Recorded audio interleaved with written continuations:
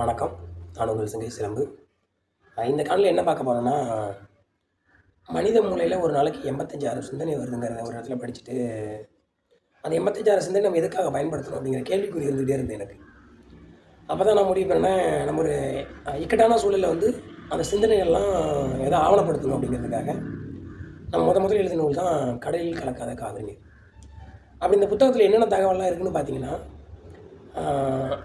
திருச்சி முக்கம்பிலிருந்து அரியலூர் மாவட்டத்தில் சுக்கிரன் ஏரின்னு சொல்லி காமர்ஸ் கிராமம். இந்த இடைப்பட்ட இடத்துல ஒரு வாய்க்கால் உருவாக்கிறாங்க. அதுதான் புள்ளம்பாடி வாய்க்கால்.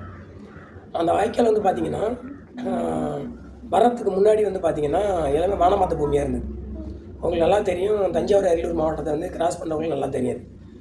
கொள்ளிடம் மாற்றக்கரையோட தென்கரை பார்த்திங்கன்னா ரொம்ப பசுமையாக இருக்கும். வடகரை பார்த்திங்கன்னா தஞ்சாவூர் மாவட்டம், வடகரை பார்த்திங்கன்னா அரியலூர் மாவட்டம் இருக்கும். அங்கே வந்து ரொம்ப காய்ச்சலாக பூமியாக வானமாத்த பூமியாக இருந்தது.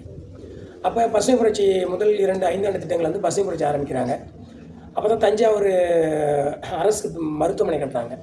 ஸோ அந்த காலகட்டத்தில் வந்து பசுமை புரட்சி திட்டத்தில் ஏன் ஒரு மாவட்டம் வந்து செழுமையாக இருக்குது, தஞ்சாவூர் மாவட்டம், பக்கத்து மாவட்டம் வந்து ஏன் அவ்வளோ, அப்போ அரியலூர் மாவட்டமாக இல்லை, திருச்சி மாவட்டம்லாம் இருந்தது. அப்போ ஏன் வந்து இது வளம் குளிச்சு வளம் இல்லாமல் இருக்குது அப்படிங்கிறதுக்காக ஸோ ஒரு ஆய்வு பண்ணுறாங்க. சோழர் காலத்தில் வந்து பார்த்திங்கன்னா இதெல்லாம் மேம்படுத்துறதுக்கு ஏரிகள் நிறையா வெட்டி வச்சுருந்தாங்க. அப்போ என்ன ஆகும்னா, மழை பெய்யுற மேடான நிலங்களில் மழை பெய்யுது, அந்த மேடான ஏரிகள் நிறைஞ்சி அடுத்த பலமான ஏரிக்கு வரும். அப்படியே ஏரிகள் அமைச்சு வச்சுருந்தாங்க. ஏரிகள் நிறைஞ்சு அந்தந்த ஊருக்கு தேவையான நீர்கள் கிடச்சி அதை வச்சு விவசாயம் பண்ணிடுவாங்க, போதிய உணவு கிடச்சிது. இப்போ ஆங்கிலேயர் ஆட்சியில் அதெல்லாம் வந்து தடைப்பட்டுருச்சு.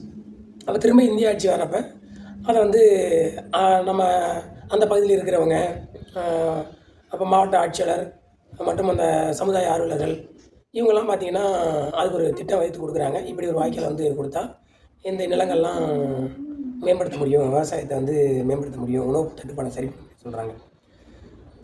அந்த புள்ளம்பாடி வாய்க்காலில் நம்ம வந்து ஒரு 6 ஏக்கர் பயிர் பண்ணி நம்ம வந்து பயன்படுத்துகிறாங்க நம்ம குடும்பம்.